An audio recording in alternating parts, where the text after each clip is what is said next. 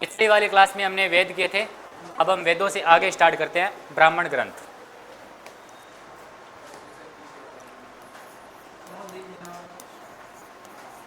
English में भी ब्राह्मण ही लिखते हैं, ब्राह्मण ग्रंथ। ब्राह्मण ग्रंथ क्या थे?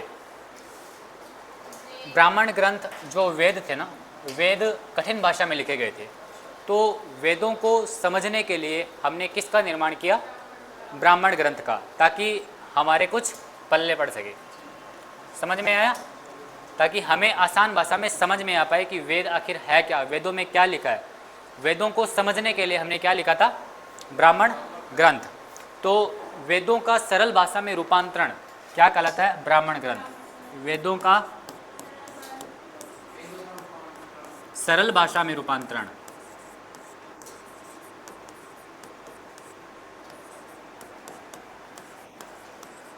सरल भाषा में रूपांतरण क्या कहलाता है? ब्राह्मण ग्रंथ। इनको वेदों की टीका भी कहते हैं। क्या कहते हैं? वेदों की टीका। टीका का मतलब क्या होता है? कमेंट्री। ब्राह्मण ग्रंथों को क्या कहते हैं? वेदों की टीका कहते हैं। वेदों की टीका। अब एक बात बताइए, अब जो ब्राह्मण ग्रंथ है, 4 वेद थे, तो चारों वेदों के लिए अलग अलग ब्राह्मण ग्रंथ लिखे जाएंगे, फिर एक ही? अलग अलग, क्योंकि सभी में अलग अलग लैंग्वेज थी, तो सभी के लिए अलग अलग ब्राह्मण ग्रंथ लिखे गए। तो लिखिए, ऋग्वेद के लिए कौन कौन से ग्रंथ लिखे गए? ऐसे 4 लिख लीजिए। एक ऋग्वेद, यजुर्वेद, सामवेद और अथर्ववेद। इन सब के लिए अलग अलग ब्राह्मण ग्रंथ लिखे गए थे।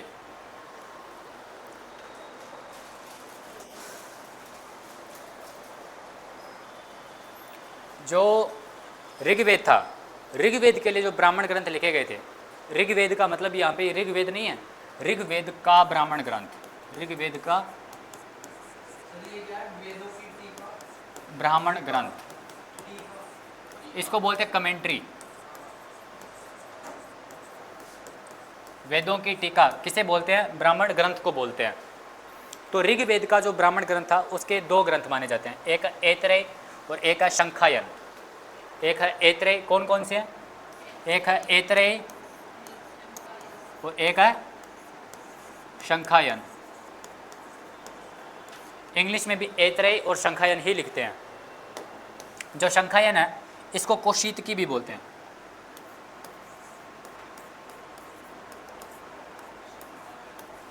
कौशितकी, कहीं पर आपको कौशितकी नाम दिखाई देगा तो कहीं पर कौशुतकी, आप कौशितकी लिख लीजिए।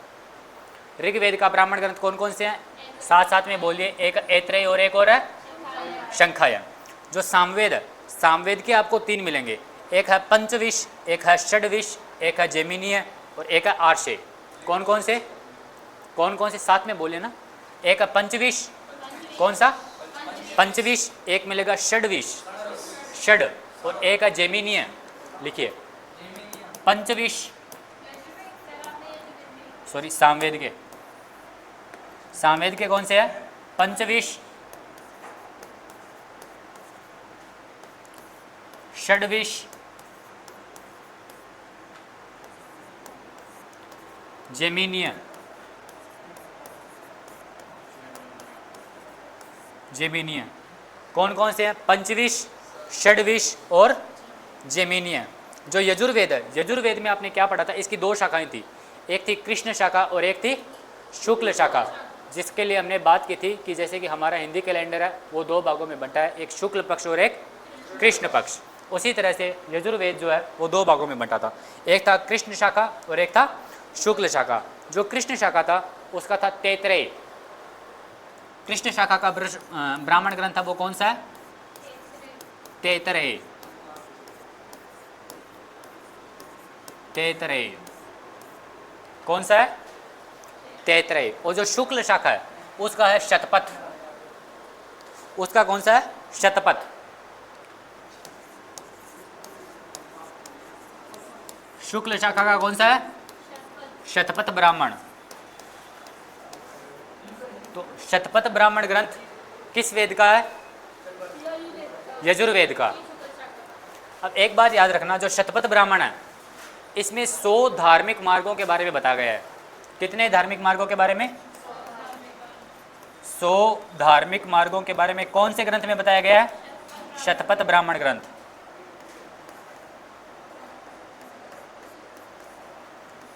सौ धार्मिक मार्ग शतपथ ब्राह्मण के अंदर मिलते हैं। जो अथर्ववेद है, अथर्ववेद में आपको मिलेगा गोपद ब्राह्मण। कौन सा? गोपद। गोपद ब्राह्मण किस में मिलेगा? अथर्ववेद में।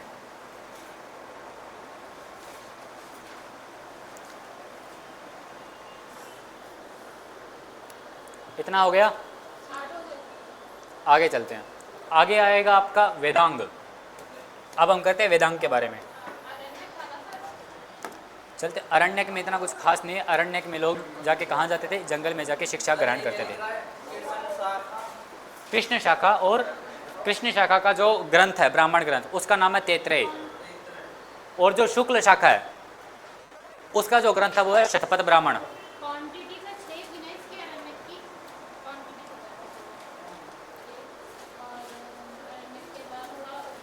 अब आएगा आपका वेदांग। क्या आएगा? चलो पहले उपनिषद कर लेते हैं। तो पहले उपनिषद लिख लीजिए।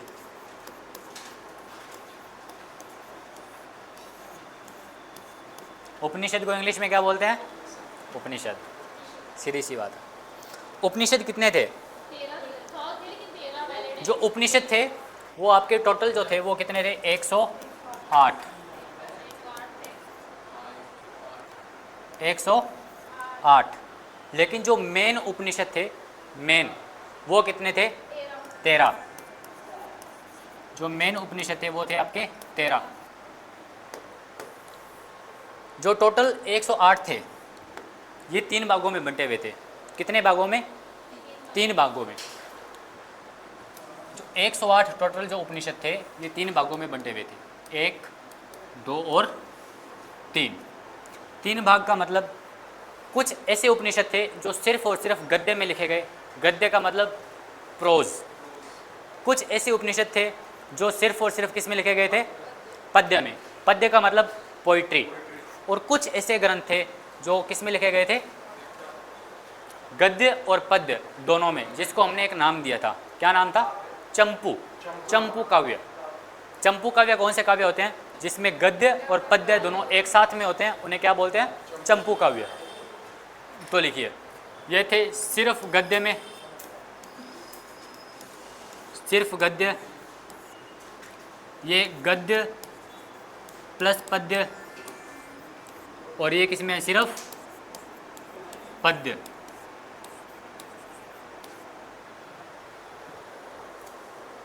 जो सिर्फ गद्य थे, गद्य वाले कितने थे?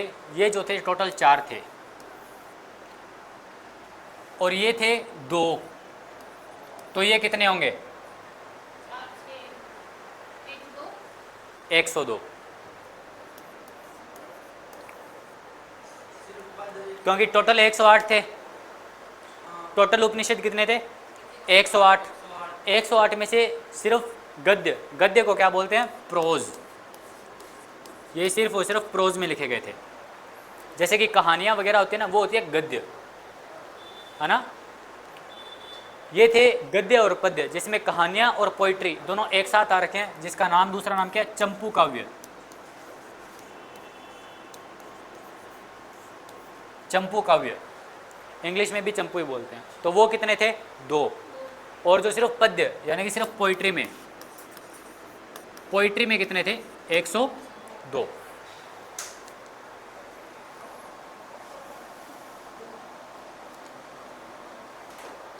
अब जो उपनिषद है, उपनिषद में कुछ ऐसे उपनिषद थे जो सबसे बड़े होते थे और कुछ सबसे छोटे। तो सबसे बड़ा उपनिषद कौन सा था? अब बड़ा है, बड़ा को हिंदी में क्या बोलते हैं? हिंदी में बिग। वाह। हिंदी में बोलते हैं वृहद, वृहद या बृहद। तो सबसे बड़ा उपनिषद कौन सा होगा? बृहद, बृहदा उपनिषद। सबसे बड़ा उपनिषद,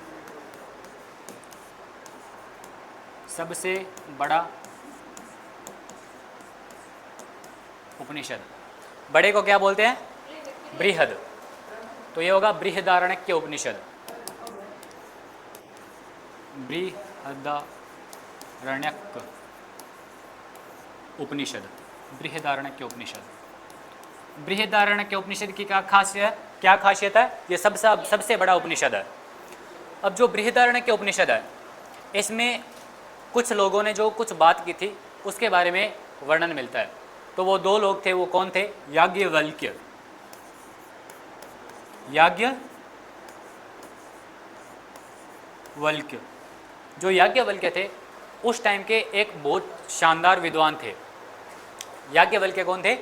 उस टाइम के अपने आप में एक बहुत बड़े विद्वान थे। इनको पूरे भारतवर्ष में कोई भी ऐसा नहीं था जो इनको नॉलेज के अंदर हरा सके। शास्त्रार्थ में याज्ञवल्क्य एक व्यक्ति थे, ठीक है। तो याज्ञवल्क्य एक ऐसे व्यक्ति थे जो उस टाइम में अपने आप में एक बहुत विद्वान व्यक्ति थे। तो इनको शास्त्रार्थ में कोई हरा नहीं सकता था, शास्त्रार्थ में। तो एक हवन टाइप में चल रहा था, तो वहाँ पर इन्होंने चुनौती दी, कोई हरा सकता है तो बताइए। तो वहाँ से अचानक एक हाथ उठा, तो हाथ उठा, तो वो हाथ किसका था? वो हाथ था गार्गी का। किसका था? गार्गी का। तो इन दोनों के बीच में शास्त्रार्थ हुआ, इन दोनों के बीच में शास्त्रार्थ हुआ। और इन दोनों के बीच में जो शास्त्रार्थ हुआ था उसकी बातें कहाँ पे मिलती है? बृहदारण्यक उपनिषद में। तो बृहदारण्यक उपनिषद की दो खासियत है। एक क्या? ये तो सबसे बड़ा उपनिषद है, एक नंबर पॉइंट। और दूसरा, याज्ञवल्क्य और गार्गी, इन दोनों का जो संवाद है, याज्ञवल्क्य और गार्गी का संवाद किस में मिलेगा आपको? बृहदारण्यक उपनिषद में। समझ में आया? ठीक है। एक आपने वो सुन रखा होगा स्कूल में वगैरह, तमसो मा ज्योतिर्गमय, वो कहाँ पे मिलेगा? वो भी आपको बृहदारण्यक उपनिषद में मिलेगा। क्या मिलेगा? तमसो मा ज्योतिर्गमय।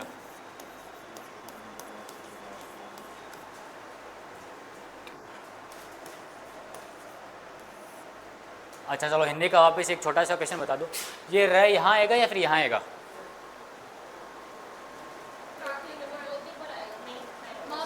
तय पे आएगा, गै पे आएगा या फिर मैं पे आएगा? मैं पे आएगा। चलो ठीक है। फिर ये बताओ, ये क्या लिखा है? कर्ण। क्या लिखा है? कर्ण। ये क्या लिखा है? मर्म। अब नोटिस करो, कर्ण, कर्ण, म मर्म, यानी कि र के बाद में जो शब्द आ रहा है आप उसके ऊपर ये र लगा रहे हो, ठीक है।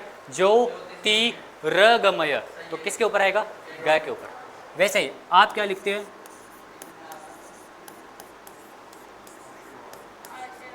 आशीर्वाद। गलत, ये आशीर्वाद नहीं है, ये आशीर्वाद है। आशीर्वाद सही में कैसे लिखा जाता है?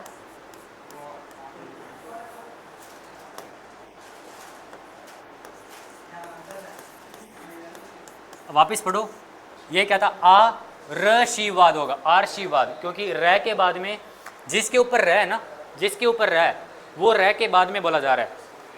कर्ण न के ऊपर है, तो न कब आ रहा है? र के बाद में आ रहा है, बाद में आ रहा है ना। वैसे ही ज्योतिर्गमय, जिसके ऊपर है वो बाद में आएगा। वहाँ पर आपने, यहाँ पर आपने सही बोल रहे थे आप, तो आशीर्वाद हो रहा है, आशीर्वाद हो रहा है, न कि आशीर्वाद।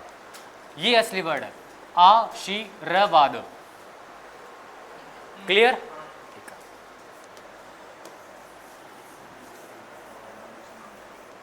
तो तमसो मां ज्योतिर्गमय आपको किस में मिलेगा? बृहदारण्यक उपनिषद में। इसमें आपको एक शब्द भी मिलता है जो आप हमेशा यूज़ भी करते हैं मोस्टली, और उसी का एक महीना चल रहा है, सावन का महीना। तो इसमें ज़्यादा कौन से भगवान का यूज़ करते हैं? शिव जी। कौन सा वर्ड होता है, कौन सा वर्ड यूज़ होता है? ओम नमः शिवाय। तो ओम शब्द कहाँ मिलेगा आपको? ओम शब्द आपको कहाँ मिलेगा? बृहदारण्यक उपनिषद में। कहाँ मिलेगा? बृहदारण्यक उपनिषद।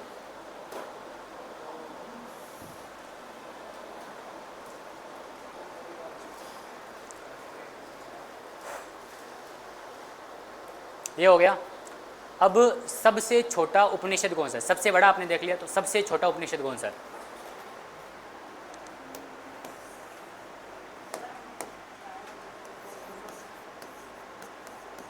सबसे छोटा उपनिषद,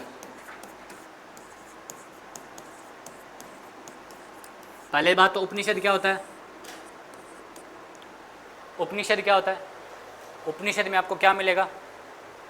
उपनिषद में गुरु और शिष्य, इन दोनों के बीच में जो संवाद होता है, जैसे कि मैं और आप जो भी बात कर रहे हैं, हम दोनों के बीच में जो भी डायलॉग हो रहा है वो कहाँ पे मिलेगा? उपनिषद में। तो उपनिषद क्या होता है? आ निकट, मेरे पास आ, जो भी डाउट है वो पूछ। हम दोनों के बीच में जो भी संवाद होगा वो कहाँ पे मिलेगा? उपनिषद में। तो सबसे बड़ा उपनिषद आपने कौन सा पढ़ा? बृहदारण्यक उपनिषद। इसके अंदर आपने क्या क्या देखा? एक तो देखा याज्ञवल्क्य और गार्गी का संवाद, और क्या देखा आपने? इसमें आपने देखा तमसो माँ ज्योतिर्गमय। एक आपने इसमें और क्या देखा? ओम शब्द की उत्पत्ति भी यहीं से मिलती है। सबसे छोटा उपनिषद कौन सा है? वो है मांडुक्य उपनिषद।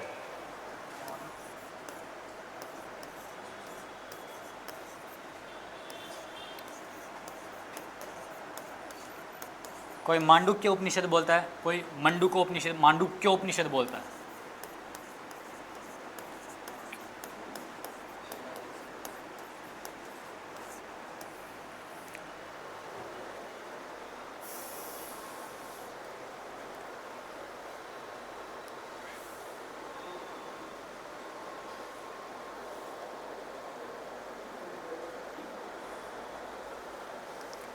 इतना हो गया।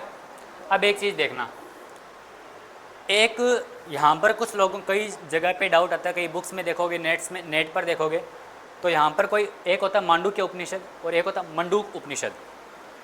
कोई इसको मांडुक्य उपनिषद बोलता है, कोई इसी को मांडुक्य उपनिषद बोलता है, और कोई इसको मंडूक उपनिषद बोलता है। ठीक है, तो एक वर्ड दे रखा है जो हमारे भारत सरकार का लोगो में भी आपने देखा है, सत्यमेव जयते। सत्यमेव जयते, जो सत्यमेव जयते है, सत्यमेव जयते वो कहाँ पे दिया गया है? मांडुक्य उपनिषद में। कहाँ पे दे रखा है? मांडुक्य उपनिषद में। मगर कुछ लोगों का मानना है कि मांडुक्य उपनिषद और मंडूक उपनिषद ये दोनों अलग अलग है। क्या है? अलग अलग है। मगर ज़्यादातर किताबों में आप देखोगे तो वहाँ पर ये और ये एक ही बात है, ये और ये एक ही है, अलग अलग नहीं है। और कुछ जगह पर ये और ये अलग अलग दिखाई देगा। ठीक है, तो सबसे छोटा उपनिषद कौन सा है? मांडुक्य उपनिषद। और इसी में क्या दे रखा है? सत्यमेव जयते, जो हमारे भारत सरकार का लोगों में यूज भी होता है। जो पुराना जो वैदिक जो पीरियड था, हमारे उपनिषद हो गए हैं एक बार के लिए। एक बार इसको बंद कर दीजिए। अब देखो, हमारे यहाँ पे टोटल विवाह के कितने प्रकार दे रखे हैं? 8। विवाह कितने प्रकार के होते हैं? 8 प्रकार के। तो कहीं कभी भी पूछा जाए कि विवाह जो होते हैं वो कितने प्रकार के होते हैं? 8 प्रकार के। कौन कौन से होते हैं आप छोड़ दीजिए, इतना याद रखना कि विवाह के कितने प्रकार दे रखे हैं? 8 प्रकार दे रखे हैं। एक होता है छांदोग्य, और जो संस्कार है, टोटल संस्कार कितने हैं? 16 संस्कार। संस्कार कितने होते हैं हमारे? 16 संस्कार। उसी तरह से एक उपनिषद है छांदोग्य उपनिषद। कौन सा? छांदोग्य उपनिषद। जो छांदोग्य उपनिषद है उसमें आश्रम दे रखे हैं, और आश्रम कितने हैं? 3। छांदोग्य उपनिषद में कितने आश्रम दे रखे हैं? 3 आश्रम। जो प्रथम 3 आश्रम है, प्रथम 3 आश्रम किस में मिलेंगे आपको? छांदोग्य उपनिषद में। मगर आश्रम होते कितने हैं? 4 प्रकार के। ध्यान रखना, आश्रम कितने प्रकार के होते हैं? 4 प्रकार के। और छांदोग्य उपनिषद में कितने दे रखे हैं? 3। आश्रम कितने प्रकार के होते हैं? 4 प्रकार के। कौन कौन से? आश्रम के कितने प्रकार है? 4। कौन कौन से हैं? पहला जो है वो है ब्रह्मचर्य, कौन सा है? ब्रह्मचर्य, जैसे कि हनुमान जी, ब्रह्मचर्य। फिर कौन सा आता है? गृहस्थ। फिर कौन सा आता है? वानप्रस्थ। और फिर कौन सा आता है? सन्यास। सन्यास। इनकी भी एक उम्र दे रखी है। ये चारों आश्रम है, ठीक है। छांदोग्य उपनिषद में कितने आश्रम दे रखे हैं? 3। कौन कौन से? प्रथम 3 आश्रम कौन से? ब्रह्मचर्य, गृहस्थ, वानप्रस्थ। ये 3 किसमें दे रखे हैं? छांदोग्य उपनिषद में। मगर होते कितने हैं ये? 4। कौन कौन से? ब्रह्मचर्य, साथ में बोले, ब्रह्मचर्य, गृहस्थ, वानप्रस्थ और सन्यास। ब्रह्मचर्य है, इसकी उम्र कितनी होती है? 0 से 25 साल। माना जाता है उस टाइम तक जो लोग होते थे वो लगभग 100 साल तक जीते थे। तो ये लगभग 25-25 में डिवाइड है। 25 से लेकर ये कितना होगा? 50 साल। ये 50 से 75 साल और ये 75 से 100 साल। इस रूप में ये डिवाइड है। लेकिन देखिए, छांदोग्य उपनिषद, इसमें प्रथम 3 आश्रम दे रखे हैं, लेकिन चारों आश्रम का वर्णन कहाँ पे मिलता है? जो चारों आश्रम का वर्णन जो मिलता है वो हमें मिलता है ज्वालोपनिषद। ज्वालोपनिषद। ज्वालोपनिषद में आपको चारों के चारों आश्रम का वर्णन दिखाई देगा। कोई ज्वालोपनिषद भी मानता है, और एक होता है पुरुषाशुक्त। पुरुषाशुक्त में भी आपको चारों आश्रम के बारे में वर्णन मिलता है, और पुरुषाशुक्त जो है वो ऋग्वेद का भाग है। लेकिन आप ज्वालोपनिषद कर लीजिए। अब ये ब्रह्मचर्य, गृहस्थ, वानप्रस्थ और संन्यास होता क्या, एक बार थोड़ा सा इसको भी देख लेते हैं। ब्रह्मचर्य मतलब, ब्रह्मचर्य का मतलब यही कि अनुशासन में रहना, अपनी शिक्षा ग्रहण करना और बाल ब्रह्मचारी के रूप में अपना 25 साल तक जीवन यापन करना, ठीक है। किसी भी भोग विलास का पात्र न होना। तो वो कौन सा टाइम पीरियड होगा? 0 से 25 साल तक का ब्रह्मचर्य का पार्ट। फिर शादी कीजिए और अपना घर बसाइए और फिर चलते बनिए वानप्रस्थ। वानप्रस्थ जो होता है वो आधा संन्यास कहलाता है। क्या कहलाता है? आधा संन्यास। और फिर संन्यास का मतलब पूर्ण संन्यास, पूरे के पूरे आप जोगी बन जाइए, तपस्वी, ठीक है। तो आपके क्या हो गए? वेद हो गए, ब्राह्मण हो गए, उपनिषद हो गए। अब क्या करेंगे हम? वेदांग। पुरुषाशुक्त मंत्र जो ऋग्वेद का भाग है, उसमें भी आपको इसके बारे में वर्णन मिलता है। पुरुषा, मैं लिख देता हूँ, पुरुषासुक्त। पुरुषासुक्त में आपको 4 आश्रम के बारे में भी वर्णन मिलता है। पुरुषासुक्त में भी मिलता है और ज्वालोपनिषद, इन दोनों में आपको वर्णन मिलेगा। किसका? 4 आश्रम का। 4 आश्रम के वर्णन एक तो ज्वालोपनिषद में मिलते हैं और एक पुरुषासुक्त में मिलते हैं। और पुरुषासुक्त जो है वो ऋग्वेद का भाग है, ऋग्वेद का 10वां मंडल।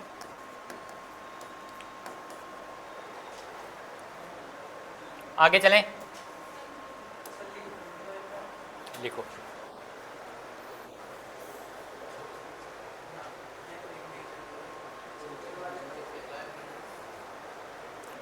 साथ साथ में याद करते रहिए ताकि बाद में आपके ऊपर लोड ना पड़े।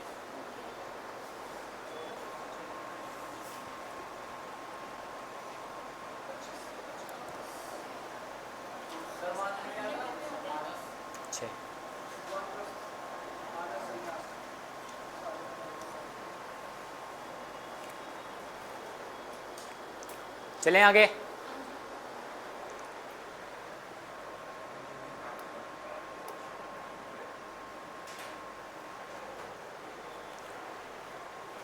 अब आगे करेंगे वेदांग।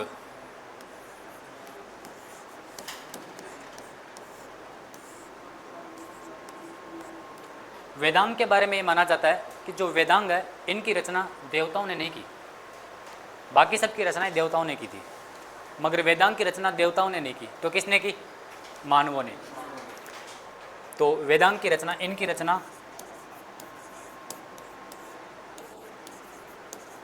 देवताओं ने नहीं,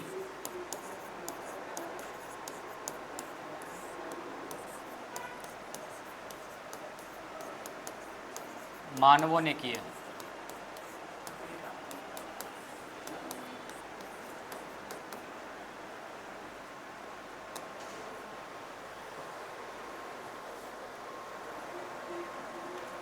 ठीक है, चलो यहाँ पे थोड़ी सी एक वापस ग्रामर देख लेते हैं हिंदी की।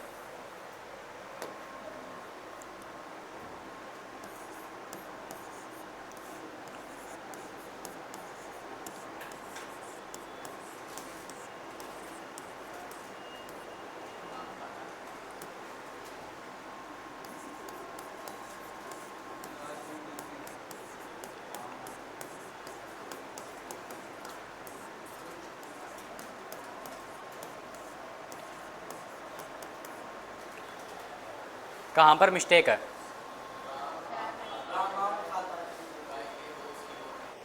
कहाँ पे मिस्टेक है? ये या ये नीचे वाले में? यहाँ पर बिंदी नहीं आएगी। अच्छा, यहाँ से भी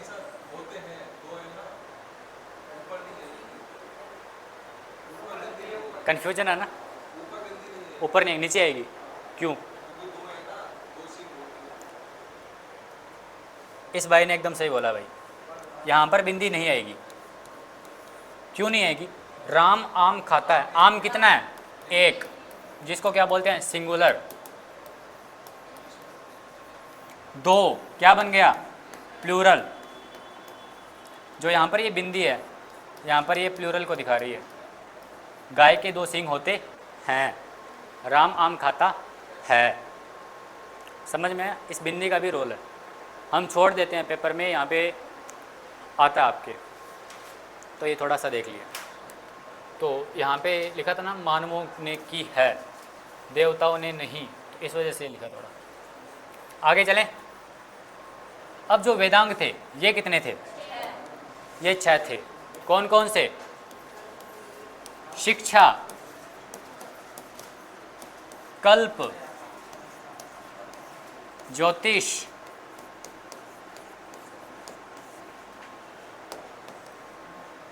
व्याकरण, निरुक्त और छंद। कितने होते हैं? शिक्षा, कल्प, ज्योतिष, व्याकरण, निरुक्त और छंद। अब इनमें क्या दे रखा था? इसका मतलब इनमें ये दे रखा था कि आप जो शिक्षा ग्रहण कर रहे हैं, जैसे कि शिक्षा है, शिक्षा में उच्चारण या फिर पढ़ना, कि आपको जो शब्द दे रखे हैं उनको पढ़ना कैसे है। शिक्षा में क्या दे रखा था? उच्चारण, या फिर जो आप पढ़ते हैं उसको पढ़ना कैसे है। जैसे कि सपोज कीजिए, वो मंत्र तो सुन रखा ही होगा, शिव जी वाला, जिसकी रचना रावण ने की थी। कौन सा है? जटाकटाह संभ्रम भ्रमंद्रिलिंप निर्झरी विलोलवि चिवल्लरी विराजमान मूर्धनि धगत धगत धगत ज्वलल लाटपट्ट पावके। एक ये वाला। और दूसरा स्टार्टिंग कहाँ से होते हैं? जटाटवि गलज्जल प्रवाह पावितस्थले गलेवलंब लंबितम भुजंगतोंग मालिकाम डमट डमट डमट निनादमट डमर वयम। अब सपोज कीजिए, अगर स्टार्टिंग में डमट डम डमट निनादमट डमर वयम, अगर ये चीज़ लिख दिया होता उस टाइम में अगर इस चीज़ को लिख दिया होता और बच्चों को बोलते, टीचर बोलते कि इसको पढ़िए, तो वो क्या बोलते? डम डम डम निनार डम डम डम उदमर। नहीं समझ में आ रहा? उस टाइम में आपने सुना होगा कि पेड़ के नीचे बैठ जाते थे एक गुरुजी, और नीचे बच्चे होते थे, और उनको पीछे पीछे उच्चारण करवाया जाता था। उनको पीछे पीछे बोलते थे कि मैं जो बोल रहा हूँ आप पीछे पीछे बोलिए। उनको ये नहीं बोलते थे कि आप लिखिए। तो कई जगह जो वेस्ट वाले हैं, यानी कि अमेरिका वाले, यूरोप वाले, भारत के ऊपर ये ब्लेम लगाते हैं कि आपकी शिक्षा जो ना वो उच्चारण के ऊपर डिपेंड है, आपकी शिक्षा खास नहीं थी। ठीक है, आपने कुछ लिखा नहीं था। आप सिर्फ उच्चारण करवाते थे, तो हम उच्चारण करवाने के पीछे भी एक लॉजिक था। वो लॉजिक ये था, उनको बोल दिया आप पढ़ के दिखा दीजिए इसको, पढ़ नहीं सकते, तो वो ऋषि होते थे, वो बोलते थे, वो क्या बोलते, वो बोलते डमट डमट डमट, इसको अब कौन पढ़ लेगा इसको कि ये डमट डमट डमट करके है, नहीं हो सकता था ना। तो इसी वजह से हमारे यहाँ पर क्या था, उच्चारण। तो शिक्षा में क्या दे रखा था कि उच्चारण या फिर पढ़ना, आपको ये जो पढ़ना है वो पढ़ना कैसे है, तो वो किस में दे रखा था, शिक्षा में। समझ में आया, वेदांग। इसी वजह से बोलते हैं कि हर चीज़ को आसान बनाने के लिए हमारे वेद, उपनिषद, ये सब अलग अलग चीज़ें क्यों आई। समझ में आ रहा है सबको, ठीक है।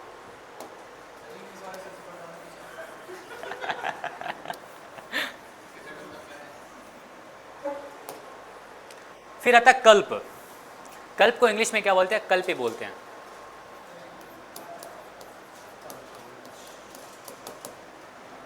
कल्प क्या होता है, कल्प के अंदर सपोज कीजिए अब उन्होंने मंत्र वगैरह सीख लिए, मंत्र वगैरह सीखने के बाद में वो क्या होते हैं, अलग अलग घरों में जाते हैं। क्यों जाते हैं, हवन करते हैं, प्रतिष्ठान करते हैं, रिचुअल्स करते हैं। वो रिचुअल्स वगैरह कैसे करने हैं, उनकी एक विधि होती थी। तो वो सारी चीज़ें किस में दे रखी है, कल्प में। तो इसमें क्या दे रखा है, रिचुअल्स। रिचुअल्स यानी अनुष्ठान या फिर कर्मकांड, कर्मकांड, ये सब किस में दे रखा है, कल्प में।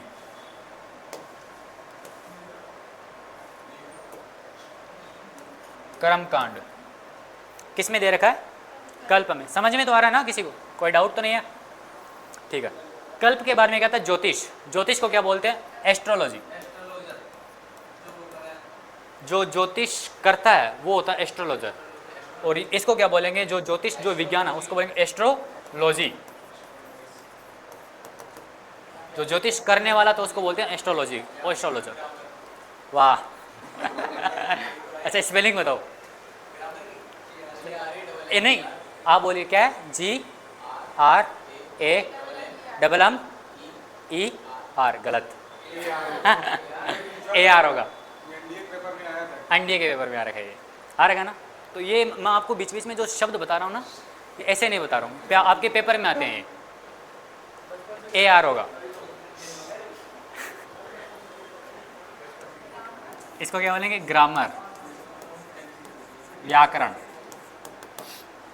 तो एस्ट्रोलॉजी में क्या आएगा, ये तो आपको पता लग ही गया होगा कि हमारे जो ग्रह नक्षत्र वगैरह वो किस तरह से होंगे। हमने कल पिछली वाली जो क्लास है उसमें हमने होरा की बात की थी। होरा क्या होता है, हमारे जो ग्रह है वो उसी सीक्वेंस में क्यों है, सोमवार के बाद में मंगलवार ही क्यों होता है, रविवार के बाद में सोमवार ही क्यों होता है।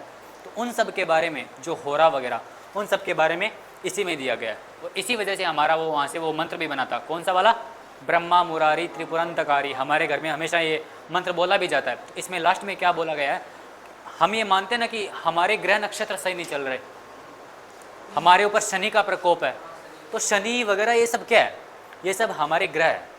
और जब इनकी दशा हमारे ऊपर कुपित होती है तो हम हमारे घर में जो अनुष्ठान करवाते हैं तो ये लास्ट में मंत्र बोलते हैं और ये बोलते हैं कि ये जितने भी आप सारे के सारे जो ग्रह हैं हमारे यहाँ पर शांति बनाए रखिए, हमारे ऊपर कोई प्रकोप ना आए। तो इसी वजह से हम ये घर में लास्ट में उच्चारण करते हैं कि ब्रह्मा मुरारी त्रिपुरंतकारी भानु शशिभु सारे ठप है। चलो कोई बात नहीं, देखिए थोड़ा थोड़ा बहुत ध्यान दीजिए घर में जो भी होता है ना वो। तो इसमें लास्ट में आता है बुध, गुरु, शुक्र, शनि, राहु, केतु, ऐसे करके पूरा एकदम सीक्वेंस वो ग्रह के बारे में, उसके बारे में किस में दे रखा है, ज्योतिष में। फिर आ रखा है व्याकरण, जो हमारे जो शब्द है वो बनेंगे कैसे। जैसे कि हमने अभी बात की थी, राम आम खाता है और गाय के 2 सींग होते हैं, है और हैं, है और हैं ऐसे नहीं बने हैं। जैसे कि मैं राजस्थान से हूँ तो यहाँ पे मारवाड़ी से बिलोंग करता हूँ, तो बाकी सब बोलते हैं ना कि जैसे कि मैंने यहाँ पे कुछ बना दिया ऐसे करके, तो मैं बोलूँगा ये क्या है, तो मैं बोलूँगा एनसाइक्लोपीडिया। अगर किसी को नाम समझ में नहीं आएगा तो इंग्लिश वाले क्या बोलेंगे, व्हाट इज़ दिस, वो इतना बोलेंगे। हिंदी वाले क्या बोलेंगे, ये क्या है, और मारवाड़ी क्या बोलेंगे, हैं क्या बोले, हैं। इतने में हमारा सारा कंप्लीट हो जाता है, समझ में नहीं, ठीक है। और वहाँ पे हैं का मतलब अलग है, हिंदी में हैं का मतलब अलग है। हिंदी में हैं का मतलब क्या है, प्लूरल, और है का मतलब क्या है, सिंगुलर। समझ में आ रहा है, आगे चलते हैं। फिर छंद, छंद और निरुक्त क्या होते हैं। निरुक्त को इंग्लिश में निरुक्ति बोलते हैं निरुक्त। ये कुछ डिक्शनरी टाइप जो होते हैं ना हमारे, जैसे कि सारे के सारे वर्ड होते हैं। अब आज आपको हिंदी के सारे वर्ड बोल दूँ, मैं बोल दूँ सुगट्य क्या है, कोई बताएगा सुगट्य क्या है? सुगट्य, सुगट्य बोलते हैं प्लास्टिक को। ये यूपीएससी के पेपर में आया था कि सुगट्य के बारे में वर्णन कीजिए। सुगट्य, प्लास्टिक को प्योर हिंदी में क्या बोलते हैं? सुगट्य। उसी तरह से इंग्लिश के कुछ वर्ड आते हैं, तो ये सारे के सारे वर्ड हम सभी को पता नहीं होते, तो उस टाइम में भी नहीं होंगे। तो इन सब शब्दों के बारे में, ताकि पूरा का पूरा एक संकलन बन जाए, तो इन शब्दों के बारे में कहाँ दिया गया था? निरुक्त में। तो निरुक्त एक डिक्शनरी टाइप होती थी शब्दों की, शब्दकोश। वो किस में था? आपके निरुक्त में।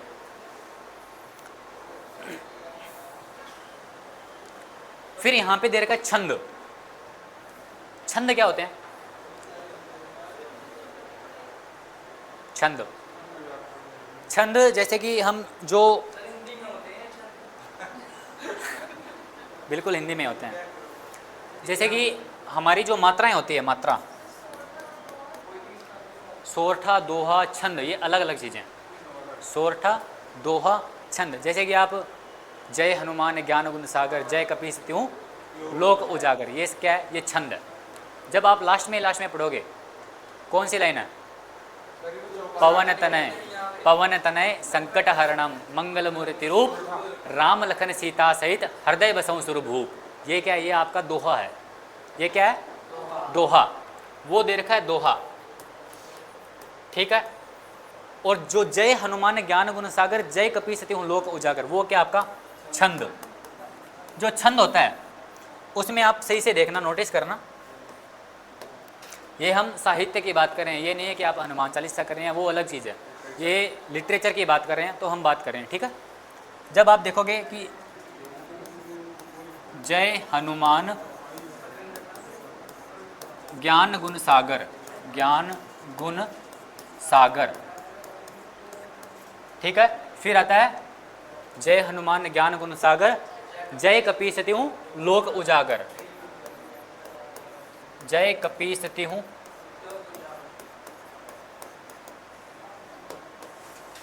दिखाता, मैं आपको दिखा रहा हूं कि हमारा जो वैदिक साहित्य कितना सटीक था, मैं वो चीज़ दिखा रहा हूं आपको। जय हनुमान ज्ञान गुण सागर, जय कपीस तिहु लोक उजागर। अब मैंने ये शब्द सही लिखे या गलत लिखे, अभी एक बार में उजागर हो जाएगा।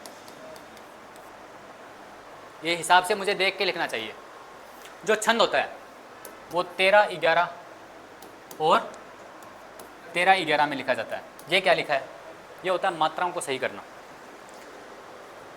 आपने ए आ ई ई उ ऊ ये सब पढ़ रखे हैं, तो पहले क्या आता है? छोटा ए, फिर आता है आ, तो ये छोटा है, ये बड़ा है, ठीक। फिर क्या आता है? ई, और ये क्या? ई, ठीक है। बिल्कुल सही बात है, सीख गए आप तो।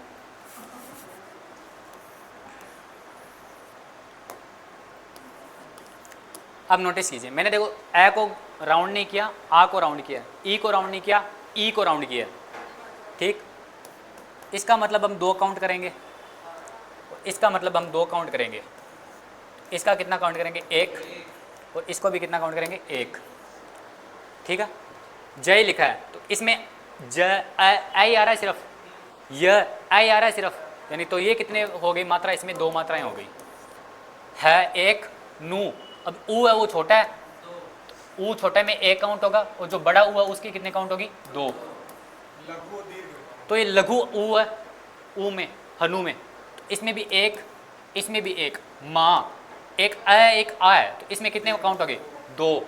न अ तो कितने काउंट होंगे? 1, या 2, न 1, ऊ 1, न 1, सा 2, ग 1, र 1। अब काउंट करते हैं, 2 3 4 2 6 1 7 2 9 10। 1 मिनट रुको, अब मुझे काउंट करना पड़ेगा। देखो अब ये मैंने बोला था ना, मेरे कुछ ना कुछ गलती है, तो इसको एक बार देख के लिखते हैं, देख के लिखते हैं, ठीक है। ये 13 होना चाहिए। जय हनुमान ज्ञान गुण सागर, ऐसे करके टोटल 13 होने चाहिए, ये तो ही सही आएगा। इसको काउंट करना आप, 13 आएगा। अगर उसके ऊपर देखो छंद लिखा हुआ है,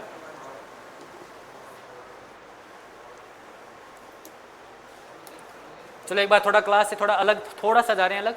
बुरा मत मानना, आपके क्लियर कर देंगे भी। देखो हमारी जो भी क्लास होती है ना पूरी एकदम सीक्वेंस में होती है।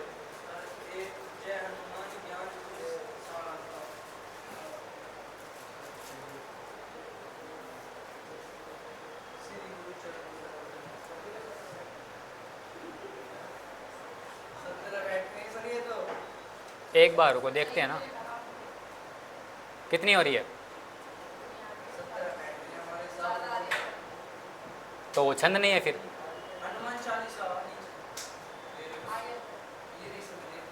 तो वो छंद नहीं है तो वो किसी और चीज़ में जाएगा। अब काउंट का बोला तो काउंट तो करवानी पड़ेगी, वरना आप तो क्वेश्चन मार्क उठा दोगे सर, आप तो गलत पढ़ा रहे हो, है ना। तो पहली बात ये मतलब छंद है ही नहीं, तो ये क्या आएगी, चौपाई आएगी। तो ये दो है, इसको पढ़ते हैं। इन सब की अलग अलग मात्राएं हैं। जो आपने 17 पढ़ी है तो वो चौपाई की मात्राएं हैं। 17 16 करके ऐसी कुछ होती है, पूरी याद नहीं है मुझे। दोहा की शायद वो दोहा की होनी चाहिए, एक बार दोहा काउंट करके देखते हैं। सबकी अलग अलग मात्राएं होती थी। श्री की कितनी काउंट कर ले, 2 काउंट कर ले, 2। ऊ की 2 2 2 और 1 3, 3 और 2 5, 5 और 3 8, 8 9 2 11 9 10 11, ये कितनी जा रही है वापस देखो। चलो इसकी करते हैं, ये 11 हो रही है, ये काउंट करते हैं। 1 2 3 4 5 6 7 8 9 10 11 12 13, इसकी देखो कितनी आ रही है, 13 आ रही है। आप छंद देखना, काउंट करोगे तो मात्राएं 13 आएगी। 13 और 11 के अनुपात में ऐसे मात्राएं होती ना, इनको काउंट करके करते थे तो वो कितनी होती थी, 13 और 11, ये छंद में आता था। ठीक है,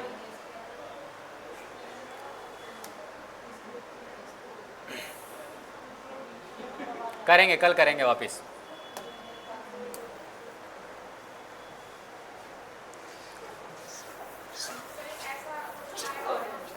क्या आपको मात्राएं काउंट ये हिंदी में आपका आएगा।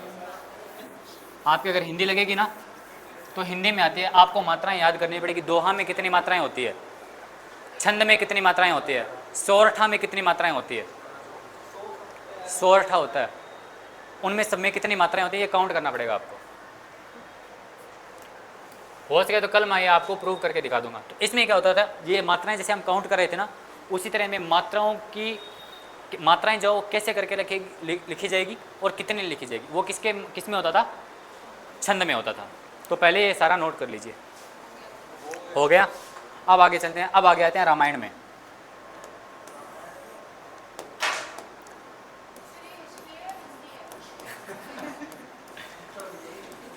ये आपकी हिस्ट्री चल रही है और वैदिक साहित्य चल रहा है।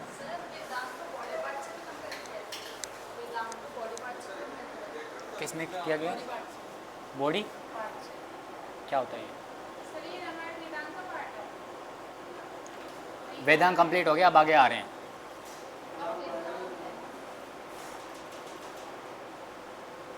ये अलग चीज़ है, कुछ अलग चीज़ है। नहीं, वेदांग हो गया वेदांत। अब वेदांत के अंदर कुछ नहीं है, जो वेदों के लास्ट में अंत में लिखे गए थे लास्ट में, तो उनको क्या बोलते हैं, वेदांत। वेदांत के बारे में इतना कुछ नहीं है, इतना ही दे रखा है। थोड़ा बहुत गूगल पे देखोगे तो वो नाम वगैरह कुछ आ जाएगा। अब आप स्टार्ट करते हैं रामायण में। जो जो इम्पोर्टेंट चीज़ें थी वो हो गई है। बस रामायण के बारे में आपको क्या मिलेगा, कुछ चीज़ें मिलेगी कि जो रामायण है उसको किस लैंग्वेज में किसने लिखा था। जैसे कि रामायण जो सबसे पहले जो रामायण लिखी थी वो किसने लिखी थी, वाल्मीकि ने। और वाल्मीकि ने जो रामायण लिखी थी वो किस में लिखी थी, संस्कृत में। इधर देखो एक बार सब, संस्कृत में जो रामायण है वो किसने लिखी थी, वाल्मीकि ने।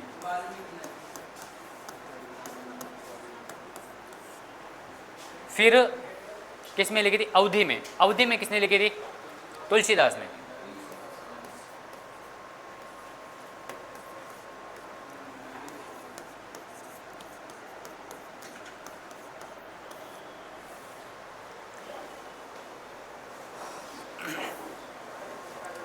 फिर तमिल में लिखी थी कंबन ने। तमिल में रामायण को किसने लिखा था, कंबन, कंबल नहीं, कंबन। फिर आता है इंग्लिश में, यानी अंग्रेजी में, अंग्रेजी में इसको लिखा था R.T.H. ग्रिफिथ। किसने? R.T.H. ग्रिफिथ।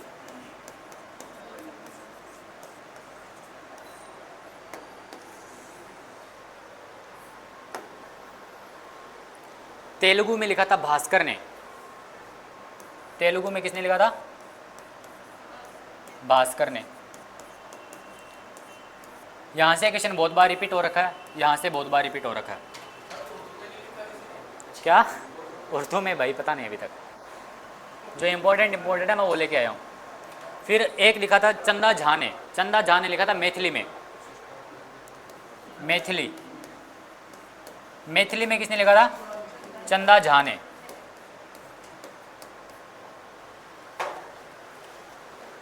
इतना पाठ समझ में आया? अब रामायण को संस्कृत में वाल्मीकि ने लिखा था, अवधी में तुलसीदास ने लिखा था। बस हुआ क्या? हुआ ये, जैसे जैसे टाइम बढ़ता है ना, वो आपने गेम देखा किसी ने कि मतलब एक पूरी लाइन लगा देते हैं, फिर इशारा करके कुछ चीज़ बताते हैं, और जो लास्ट वाला पर्सन तक वो इशारा पहुंचता है तो कुछ और ही हो जाता है, या फिर दम जो भी होते हैं वो गेम, तो या फिर पहले वाले इंसान के बारे में, पहले वाले इंसान के कान में हम जो भी बात करते हैं तो लास्ट वाले इंसान तक पहुँचते पहुँचते वो बात कुछ अलग ही हो जाती है, सेम बात नहीं रहती। उसी तरह यहाँ से यहाँ तक चलते चलते मतलब लेटेस्ट टाइम आ गया, आजकल भी मतलब रामायण के कुछ अंश लिखे जाते हैं तो हम देखते भी है तो कहीं पर कुछ आता है तो कहीं पर कुछ आता है, तो कोई अपनी चीज़ें बीच में डाल देता है जिसे बोलते हैं छेपक, शेपक, क्षेपक, और कोई कुछ चीज़ों को हटा देता है। जैसे कि कहा जाता है कि वाल्मीकि में और तुलसीदास में ना, एक ने शंभुक व्यक्ति के बारे में लिखा गया था जिसको कहते हैं कि तुलसीदास जी ने हटा दिया।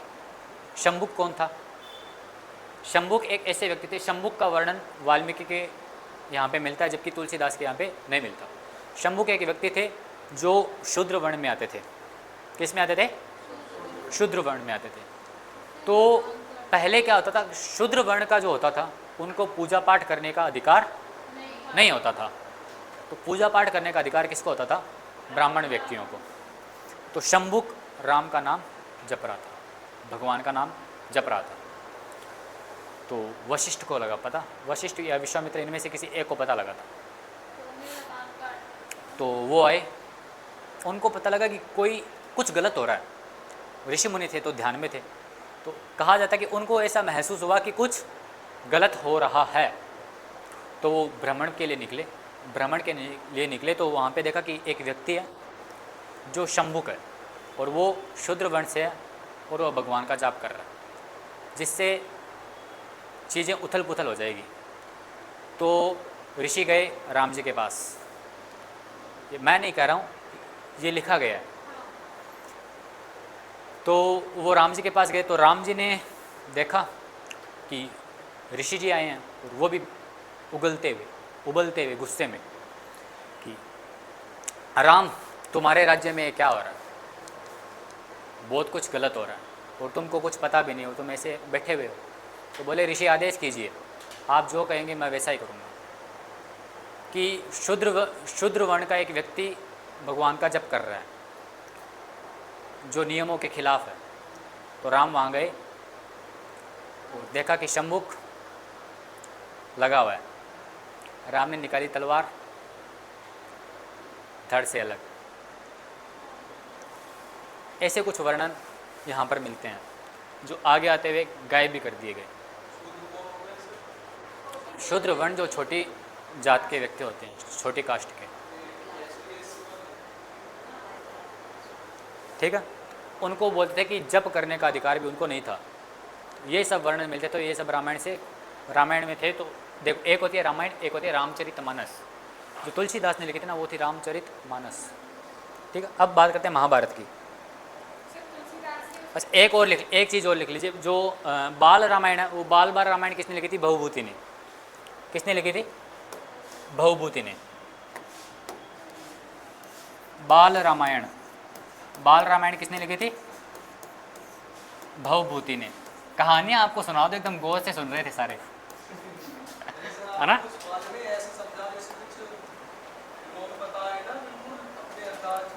मजा आ रहा है ना? चलो चलो अब देखो, जो रामायण है इसके अंदर टोटल कांड है। जो बाल रामायण है वो किसने लिखी है? भवभूति ने। भवभूति रामायण है, इसके अंदर 7 कांड है। कितने कांड है? 7 कांड। एक का तो आप जानते होंगे, एक कांड कौन सा है? सुंदर कांड। ये तो जानते हैं सभी। जो 7 कांड है उनमें से पहला कांड है वो है बाल कांड। बाल कांड में क्या मिलेगा आपको? जब राम जी जब जन्मे थे, जो बच्चे थे, तो वो मिलेगा। फिर आपको मिलेगा अयोध्या कांड। कौन सा मिलेगा? अयोध्या कांड। लिख लीजिए, ये आता है। पहला कौन सा है? बाल कांड।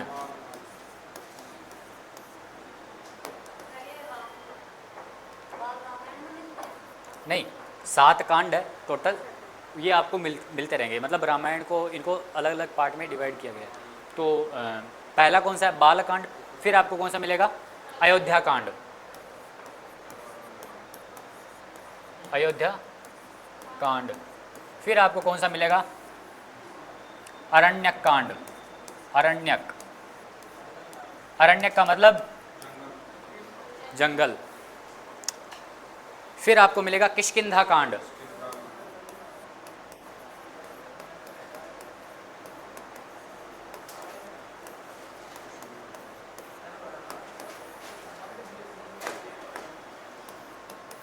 किष्किंधा के बारे में कौन सा आएगा? इसको तो सभी जानते हैं, सुंदर कांड। बस 2 मिनट में करते हैं, 2 और लिख दें। सुंदर कांड के बारे में कौन सा होगा? लंका गए। सुंदर कांड के बारे में आएगा लंका कांड। और लंका कांड के बारे में कौन सा आएगा? उत्तर कांड।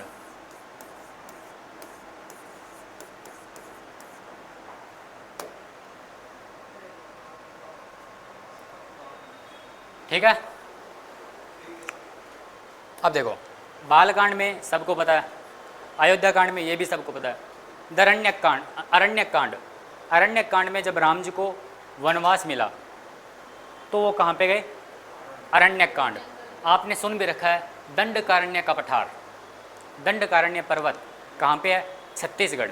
जो दंडकारण्य का नाम ही क्यों पड़ा दंडकारण्य? क्योंकि वहाँ पर राम जी को दंड के रूप में भेजा गया था। दंड के रूप में 14 वर्ष का वनवास मिला था। इसी वजह से छत्तीसगढ़ वाले उस क्षेत्र को क्या बोलते हैं? दंड अरण्यक। दंड अरण्यक कांड यहाँ से बना। दंडारण्यक के जो हिल्स वगैरह, जो जंगल है वो वाला छत्तीसगढ़ वाला पार्ट, इसी वजह से। फिर आता है किष्किंधा कांड, जहाँ पर सुग्रीव वगैरह मिले थे, उन सब का मिलन हुआ। फिर आता है सुंदर कांड, हनुमान जी वाला पार्ट, लांग कर गए। फिर लंका कांड, रावण का विध्वंस। उत्तर कांड, लवकुश और सीता वाला अग्नि परीक्षा वगैरह सब कुछ, जो भूमि समा गए थे। तो ये 7 कांड आपको मिलते हैं। फिर आते हैं हम महाभारत में।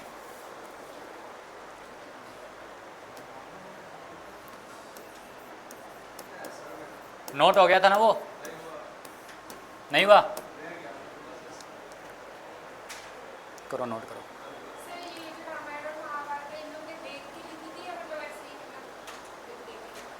देखो, कहा जाता है कि जो ऋषि मुनि थे हमारे, वो त्रिकालदर्शी थे। त्रिकालदर्शी का मतलब क्या होता है? जो भविष्य को पहले ही देख लेता है, जैसे कि वाल। इसी वजह से अब सच कितना सच है और कितना झूठ ये किसी को नहीं पता, लेकिन हमें इस चीज़ के पीछे नहीं जाना चाहिए कि ये चीज़ सच है या गलत। हमें क्या चीज़ में जाना चाहिए? हमें इस चीज़ में जाना चाहिए कि इनके जो मूल्य है, जो वैल्यूज़ है, वो हमें फॉलो करनी चाहिए। जो नैतिकता के जो रूल है, हमें उनको फॉलो करना चाहिए। जैसे कि सपोज कीजिए, आज हमारे इंडिया में, आज हमारा इंडिया का क्या लक्ष्य है ये बताइए पहले। हमारे इंडिया का क्या मिशन है? कोई भी गरीब ना रहे। सरकार के क्या टारगेट होते हैं? कोई भी गरीब ना रहे, हर जगह स्वास्थ्य हो, अच्छा हो, हर जगह पे शिक्षा हो, कोई भी बेरोजगार ना रहे। ये सब चीज़ें मिलते हैं। और राम राज्य का अर्थ ही यही था। तुलसीदास का एक श्लोक है, वो मैं आज मुझे याद नहीं आ रहा, कल देख के आपको बता दूंगा कि वो क्या श्लोक था। उसमें एक लाइन में पूरा का पूरा राम राज्य के बारे में वर्णन किया गया। आज हमारा HDI इंडेक्स है, वो भी अच्छा नहीं है। ह्यूमन डेवलपमेंट इंडेक्स जिसे बोलते हैं, करंट अफेयर्स में आएगा। ये 3 पार्ट में डिवाइड होता है। ये सारी चीज़ें आपको करंट अफेयर में पढ़ने को मिलेगी। तो हमारी चीज़ें यही सब होती है। तो यही होता है। फिर आगे आते हैं महाभारत में। महाभारत जो है, महाभारत किसने लिखी थी? वेद व्यास ने। तो महाभारत किसने लिखी थी? वेद व्यास।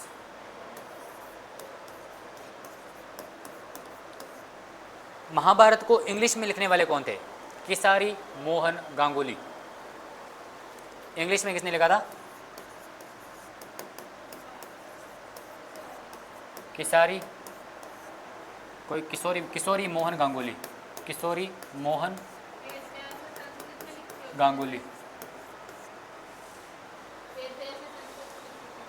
फिर आते तमिल। तमिल में रामानुजाचार्य।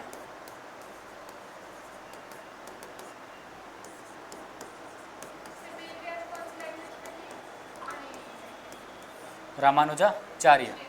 फिर आता है कौन सा? हिंदी।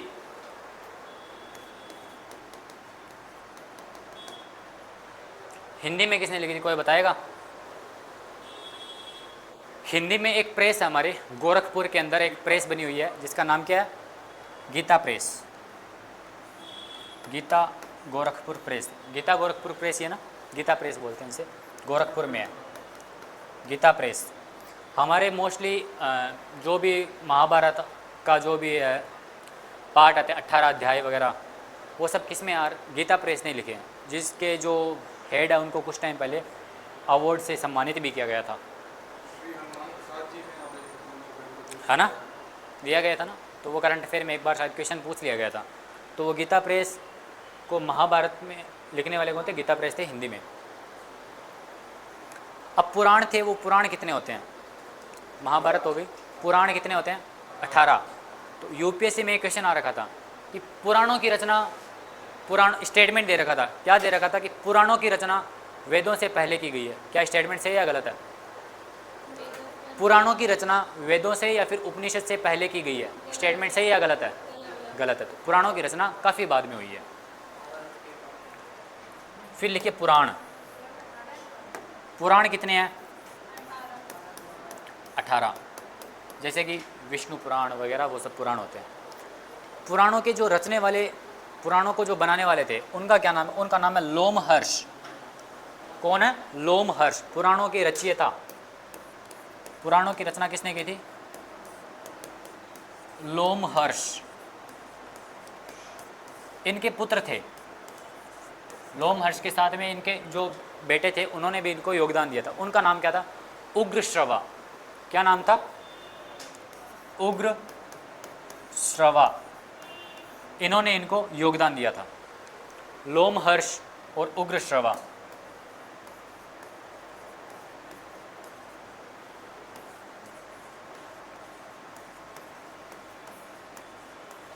उग्रश्रवा।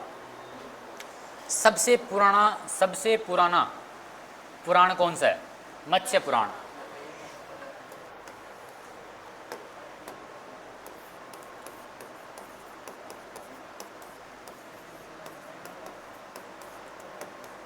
अच्छा, ये बताएगा कोई कि हमारे विष्णु जी ने कितने अवतार लिए थे?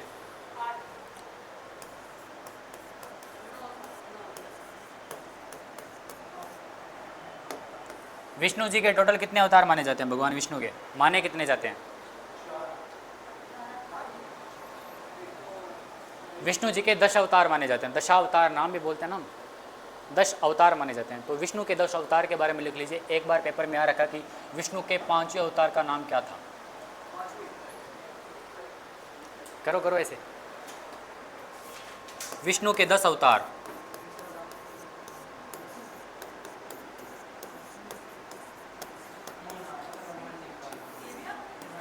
बिल्कुल, पेपर में आ रखा है कि एक बार ये क्वेश्चन आ रखा था कि विष्णु के 5वें अवतार का नाम क्या है। उसमें विष्णु के 4 ऑप्शन दे दिए थे, तो वो कौन सा है वो आपको चूज़ करना था लाइन वाइज। 5वें कौन से थे वो इसीलिए हम लिख रहे हैं। सबसे पहले आए थे मत्स्य अवतार। एक बार नेट पर भी देखा ना, मैं लिखवा रहा हूँ मत्स्य अवतार। मत्स्य का मतलब क्या होता है? मछली। मत्स्य, मत्स्य नाम से, मत्स्य कांड नाम से एक वैसे सीरीज भी आ रखी है, मत्स्य कांड। इनमें एक मछली का अवतार लिया था। फिर आता कूर्मा। कूर्मा बोलते हैं कछुए को। कूर्मा अवतार। कूर्मा के बारे में आता है कि पृथ्वी को एक वराह, वराह का मतलब सुअर टाइप में होता है, वो क्या होते हैं अपने यहाँ पे मुंह के ऊपर पृथ्वी को रख के एक सुअर उसको डुबोते हुए बचा रहा है ना, समुद्र के अंदर से बचा रहे हैं। तो वो कौन सा है? वराह अवतार।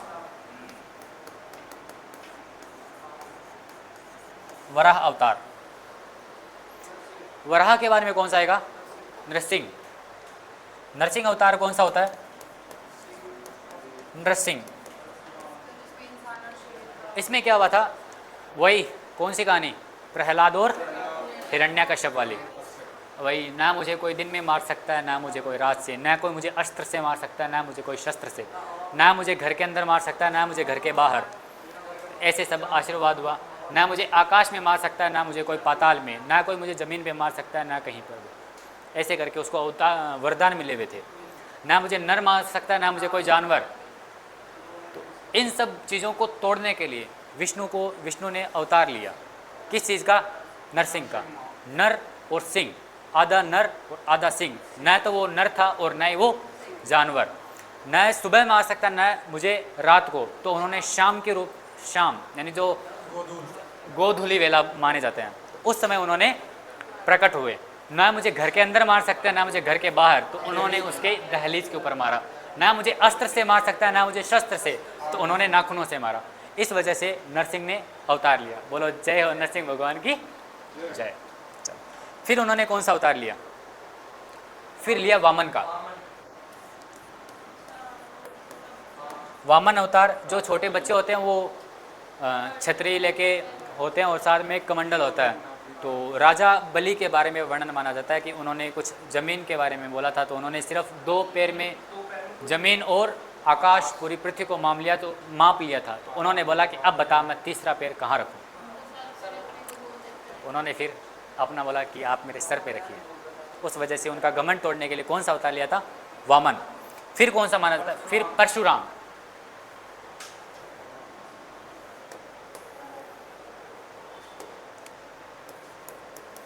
कौन सा है? परशुराम। परशुराम एक चीज़ नोटिस करके देखना, परशुराम आपको यहाँ पर मिलते हैं। फिर परशुराम का अवतार कहाँ पे मिलता है? परशुराम के बारे में कौन आए? एक अब 2-3 चीज़ें साथ में करेंगे। परशुराम के बारे में कौन आए? राम। फिर कौन आए? कृष्ण। आगे वामन, परशुराम, राम और कृष्ण। अब परशुराम जो है, इन्होंने यहाँ पे अवतार ले लिया, विष्णु का अवतार माना जाते हैं, यही मानते हैं हम। और यहाँ पर किन्होंने अवतार लिया? राम ने। लेकिन जब आप रामायण देखोगे तो सीता का जब स्वयंवर हुआ था तब वहाँ पर भी परशुराम थे। और परशुराम ने अवतार क्यों लिया था? इस पूरी पृथ्वी को मैं क्षत्रिय विहीन कर दूंगा, है ना। मुझे बहुत गुस्सा आता है, मैं इस पूरी पृथ्वी को क्षत्रिय विहीन कर दूंगा। आपने मेरा गुस्सा नहीं देखा। लक्ष्मण और परशुराम का संवाद आपको जब रामायण में भी मिलता है, वहाँ पर उन्होंने कहा था कि परशुराम के बारे में आपको पता है क्या कहा जाता है?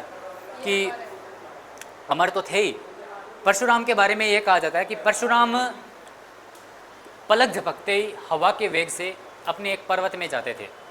तो एक शायद राम से हुआ था या फिर किसी से टकराव हुआ था। तो उन्होंने बोला कि मैं आपकी ये चीज़ हटा दूंगा। तो परशुराम ने बोला नहीं नहीं गुरुदेव, आप ये मत कीजिए, वरना अगर आप मेरी ये शक्ति भी छीन लेंगे तो फिर मैं भगवान का मतलब जाप करने के लिए मैं उसी जगह पर जाता हूँ, मैं वहाँ पर नहीं जा पाऊँगा।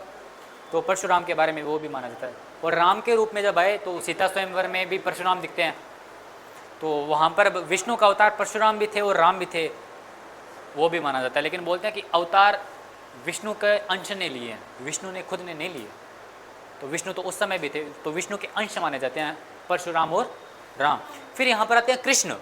कृष्ण में भी आपको यहाँ पर महाभारत, यानी कृष्ण मतलब महाभारत, कंस को मारा। फिर मामा के बेटे भाई बने कौन? 5 पांडव, है ना, 5 पांडव बने। तो वहाँ पर पितामह, भीष्म पितामह, जिन्होंने प्रतिज्ञा ली थी, ना कुछ सोचा ना कुछ और, मेरे पिताजी ने मांगा है, ठीक है लीजिए पिताजी, ना कुछ सोचा ना कुछ समझा, और उन्होंने एक वचन दे दिया कि मैं अपने पिता की गद्दी पर कभी नहीं बैठूंगा।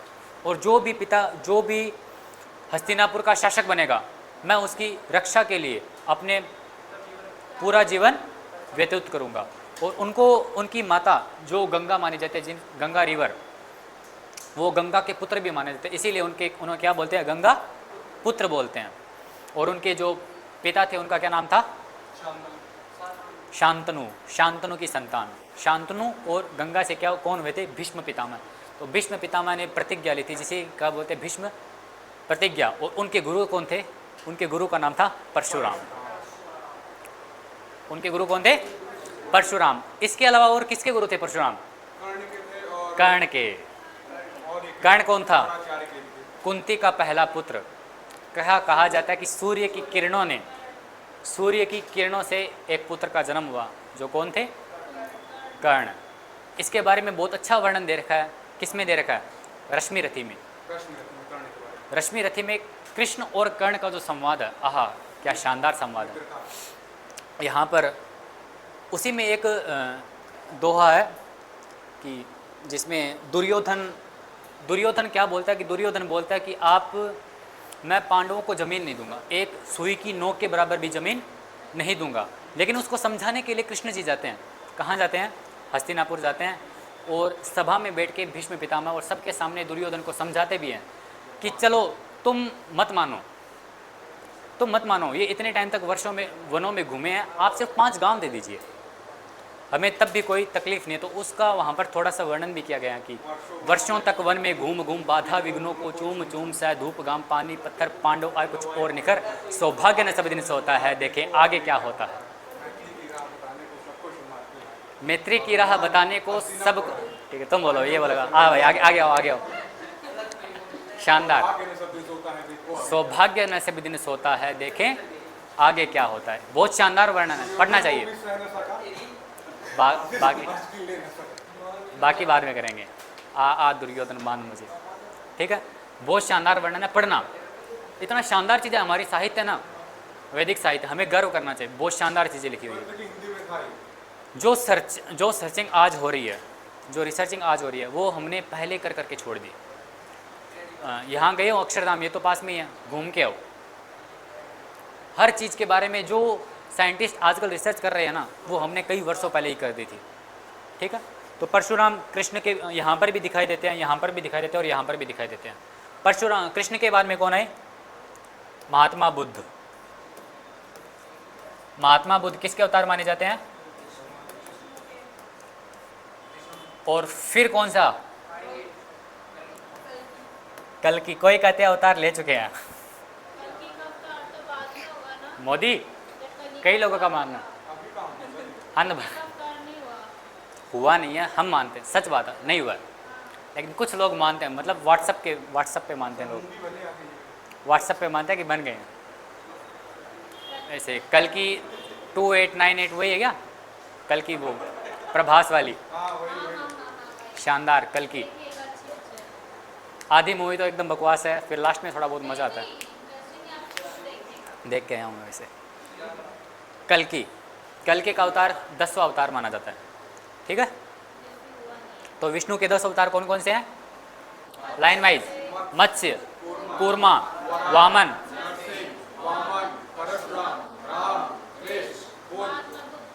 और कल की 10 अवतार हो गए। चलो ठीक है।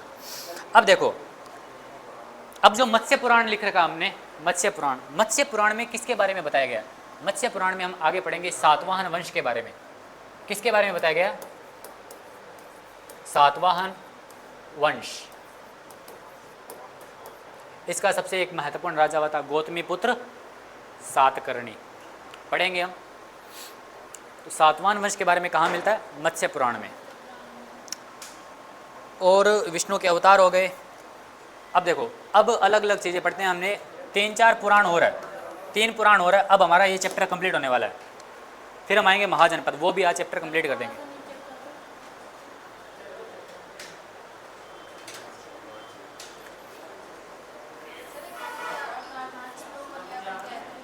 क्या विष्णु, वो शिव जी थे, वो शिव जी थे। और कृष्ण जी वगैरह, वो राधा कृष्ण, वो कृष्ण वाला पार्ट था ना, उसी में वो गोपी के साथ में, राधा के साथ में रास मनाने के लिए वो कन्या का रूप धारण किया था।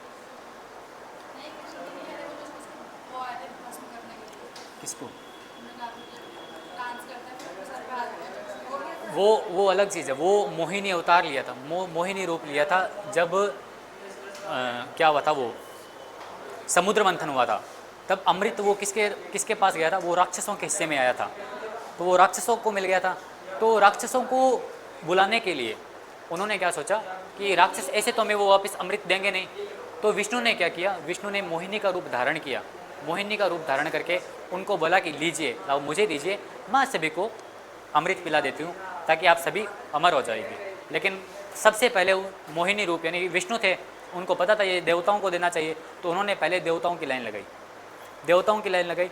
लेकिन राहु और केतु जो एक राक्षस, राहु और केतु पहले एक ही राक्षस थे, ठीक है, तो राहु और केतु जो आए, वो एक व्यक्ति था, वो राक्षस था, वो राक्षस था कि देवताओं की लाइन में खड़ा हो गया, और उसने जैसे पिया तो विष्णु को पता लग गया ये राक्षस है, ये अमर हो जाएगा, और उसने पानी उसने वो अमृत पी लिया।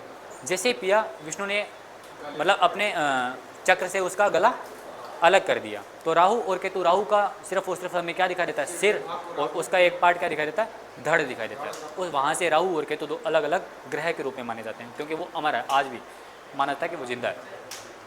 इतना हो गया, आगे चलते हैं। आगे एक विष्णु पुराण। विष्णु पुराण में किसके बारे में वर्णन मिलता है? विष्णु पुराण में आप देखोगे मौर्य वंश के बारे में।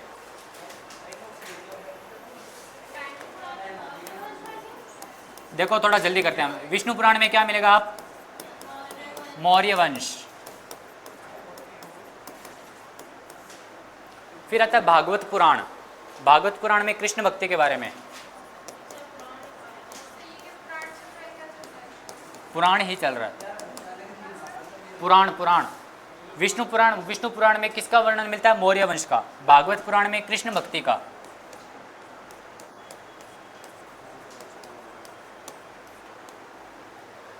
और एक वायु पुराण में गुप्त वंश।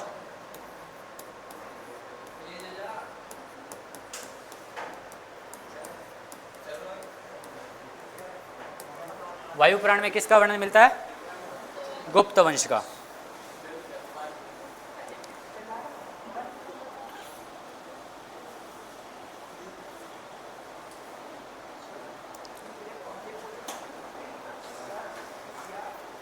ये आपका कंप्लीट वैदिक पुराण कंप्लीट।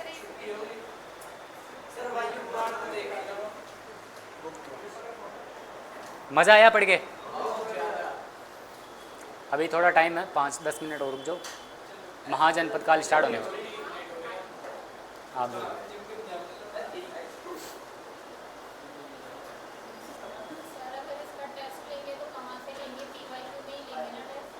कुछ भी हो सकता है टेस्ट का,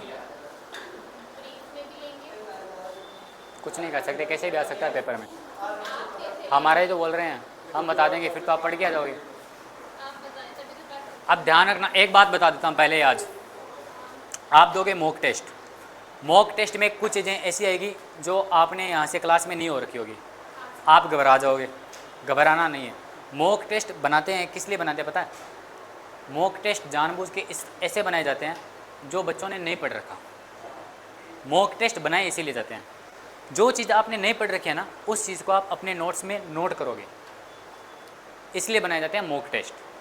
ताकि अगर जो चीज़ें छूट रखी है और जो चीज़ें आपने पढ़ रखी है, उन दोनों का जब कंपाइलेशन हो जाएगा, फिर आपके जो तैयारी कहलाई जाएगी ना, वो असली पेपर में जब आप बैठोगे तब आप सारे क्वेश्चन टैकल कर पाओगे। क्लास का आपका हो गया, फिर आप क्या करोगे? PYQ करोगे। क्लास में जो गया वो PYQ के बारे में। PYQ के बारे में आप कहाँ देखोगे? Mock test. मॉक टेस्ट, आप मॉक टेस्ट चेक करोगे। इन तीनों का कंपाइलेशन फिर आपको अच्छा रिजल्ट देगा।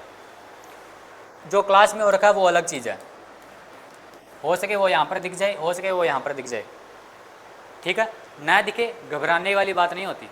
मॉक टेस्ट का मतलब यही होता है कि बच्चों को और ज़्यादा उलझाया जाए, ठीक है? वो आपको यहाँ पे क्लास वाला कुछ अलग दिखेगा, यहाँ पर कुछ अलग दिखेगा, ठीक है? तो घबराना मत। लेकिन मॉक टेस्ट जितने ज़्यादा हो सके उतने ज़्यादा दो, ताकि आपकी तैयारी और ज़्यादा अच्छी हो। क्लास एंड नहीं, महाजनपद काल स्टार्ट करेंगे। महाजनपद काल, वैदिक साहित्य कंप्लीट हो गया, नया चैप्टर अब महाजनपद काल नहीं हुआ अभी, 5 बजे तक चलेगी क्लास। महाजनपद काल, जो महाजनपद काल है उसका टाइम पीरियड क्या माना जाता है? 600 बीसी से 400 बीसी तक, 400 बीसी तक। नया चैप्टर।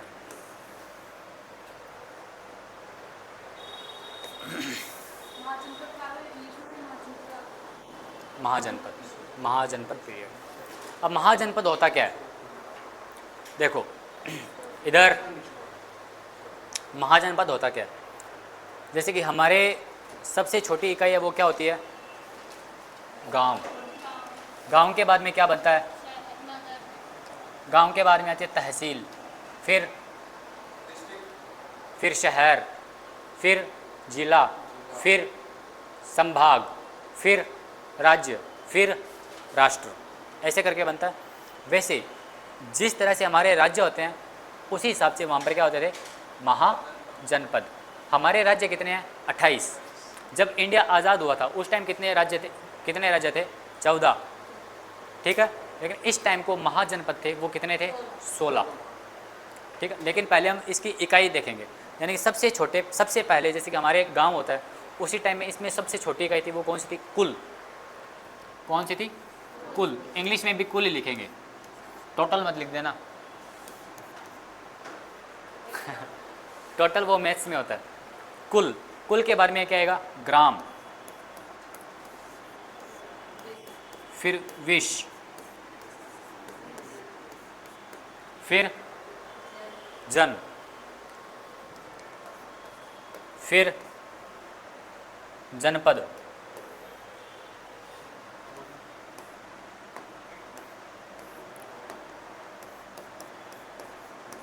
और फिर महाजनपद।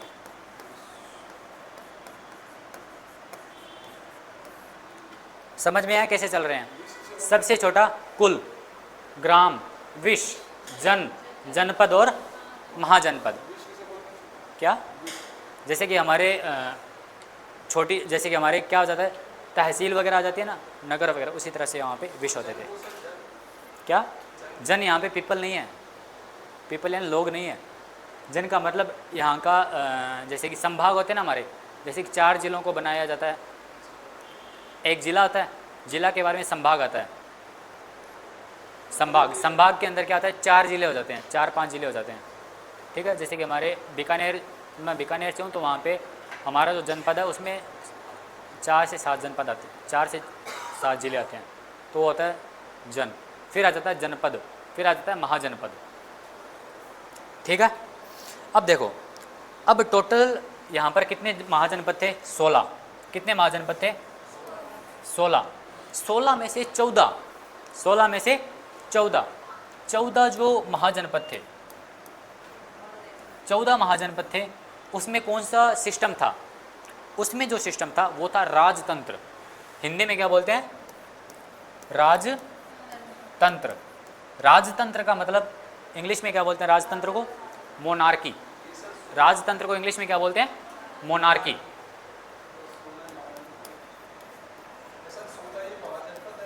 सोलह महाजनपद होते हैं। 16 में से 14 महाजनपद ऐसे थे जहां पर कौन सा सिस्टम था? मोनार्की। हिंदी में क्या बोलते हैं? राजतंत्र। और जो दो महाजनपद थे उसमें कौन सा सिस्टम था? उसमें था गणतंत्र। कौन सा था? गणतंत्र सिस्टम, गणतंत्र व्यवस्था। इंग्लिश में क्या बोलते हैं? रिपब्लिक। रिपब्लिक। पहले इसका मतलब समझते हैं। लिख लिया? अब राजतंत्र का मतलब, सुपर 30 मूवी देखी है? उसमें क्या बोलते हैं? उसमें जब वो वही लाइन है कि राजा का बेटा ही राजा बनेगा, लेकिन ऋतिक रोशन क्या बोलता है? नहीं, ये सीन कहाँ पे आता है, कोई बताएगा? जब उसकी कैम्ब्रिज के लिए जब ऋतिक रोशन का एडमिशन हो जाता है तब उसका पापा वो पोस्ट ऑफिस में वो लगाने के लिए मगर कुछ भेजता है वो, है ना? तो वहाँ पर वो बोलते त्रिवेदी जी जो मेन ऑफिस में बैठा होता है, तो वो बोलते हैं आप क्यों तकलीफ़ ले रहे हैं, क्योंकि राजा का बेटा ही राजा बनेगा। तब उसके पापा क्या बोलते हैं? अब अब भी पुराना कैलेंडर पढ़ रहे हैं त्रिवेदी बाबू। अब राजा का बेटा वही, राजा का बेटा राजा नहीं बनेगा, राजा का बेटा वही बनेगा जो हकदार होगा। तो राजतंत्र का मतलब क्या होगा? सीधी सी बात है कि राजा का बेटा राजा बनेगा, सीधी सी बात, राजा का बेटा राजा। मोनार्की का मतलब क्या होता है? राजा का बेटा राजा, यानी एक राजा होगा, अगर वो खत्म हो गया तो उसके बाद में वहाँ पे राजा कौन होगा? उसका बेटा। यानी कि इसको एक लैंग्वेज में बोल देते तो वंशानुगत शासन बोल दूँ मैं इसको, वंशानुगत शासन, वंशानुगत, यानी कि मेरा वंश ही मेरा उत्तराधिकारी होगा, वही मेरा शासक होगा। तो मोनार्की का मतलब होता है राजा का बेटा राजा, यानी कि वंशानुगत शासन होता था यहाँ पे। लेकिन आज हमारा इंडिया मोनार्की है या फिर रिपब्लिक है? रिपब्लिक। और रिपब्लिक का मतलब क्या होता है? यहाँ का, वाह, गणतंत्र तो हिंदी में वर्ड है ना बेटा, ये नहीं, ऐसे कभी अर्थ पूछा जाए तो मतलब बताते हैं। गणतंत्र का मतलब रिपब्लिक, ये नहीं, गणतंत्र को इंग्लिश में क्या बोलते हैं? रिपब्लिक। और गणतंत्र का मतलब ये होता है कि यहाँ का जो हेड होता है, यहाँ का जो हेड होता है उसको इलेक्ट किया जाता है, उसको क्या किया जाता है? इलेक्ट किया जाता है, यानी कि head of the state is elected, not selected. Head of the state is elected, head of the state is elected, यानी कि जो यहाँ का जो प्रमुख व्यक्ति को चुनाव किया जाता है, प्रथम व्यक्ति का चुनाव किया जाता है यहाँ पे, प्रमुख व्यक्ति। हमारा प्रमुख व्यक्ति कौन है? इंडिया का प्रमुख व्यक्ति कौन है? हेड ऑफ द स्टेट, वो है राष्ट्रपति। तो राष्ट्रपति का बेटा या फिर राष्ट्रपति का जो संतान होती है, क्या वही राष्ट्रपति बनते हैं हमारे? नहीं होता। हमारे राष्ट्रपति का क्या होता है? चुनाव होता है। उस चुनाव का क्या नाम है? एकल संक्रमणीय मत पद्धति। आएगा, पॉलिटी में करेंगे तब देखेंगे इसको। इंग्लिश में यारो सच बताऊँ, मैं हिंदी मीडियम का छात्र हूँ तो थोड़ा वर्ड याद नहीं आ रहा। ठीक है, जब हम पॉलिटी करेंगे तब हम इसको सही से इंग्लिश में और हिंदी में दोनों में देखेंगे, और इसको सिस्टम को भी देखेंगे बाद में देखेंगे, अभी का नहीं है। एकल संक्रमणीय मत पद्धति,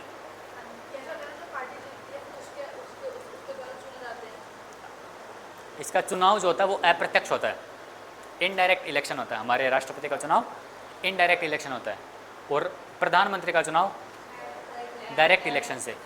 अब लेकिन एक क्वेश्चन मार्क उठता है, हमारे यहाँ पर प्रधानमंत्री का चुनाव और राष्ट्रपति का चुनाव अलग अलग क्यों होता है? राष्ट्रपति का चुनाव अप्रत्यक्ष होता है और प्रधानमंत्री का चुनाव प्रत्यक्ष होता है, क्यों? इंटरव्यू में पूछा जाता है कई बार ये क्वेश्चन। चलो ये जब पॉलिटी करेंगे तब देखेंगे। चलो या फिर इसका बता दूँ, भी बता देता हूँ। चलो, क्या सीधी सी बात है, क्या एक मयान में दो तलवार रह सकती है? नहीं रह सकती। हमारा हेड ऑफ द स्टेट कौन है? राष्ट्रपति। तो राज्य, मैं ये बोल दूं कि राज्य का प्रमुख कौन है? राष्ट्रपति। तो उसी तरह से प्रधानमंत्री के लिए बोला जाता है कि जनता का प्रमुख कौन है? प्रधानमंत्री। हमने क्या बोला कि राष्ट्रपति का जो चुनाव होता है, राष्ट्रपति का चुनाव वो अप्रत्यक्ष होता है, अप्रत्यक्ष यानी कि इनडायरेक्ट इलेक्शन। और जो प्रधानमंत्री होता है उसका चुनाव कैसा होता है? प्रत्यक्ष। मतलब देखो, अप्रत्यक्ष का मतलब, इसका मतलब ये होता है, मान लीजिए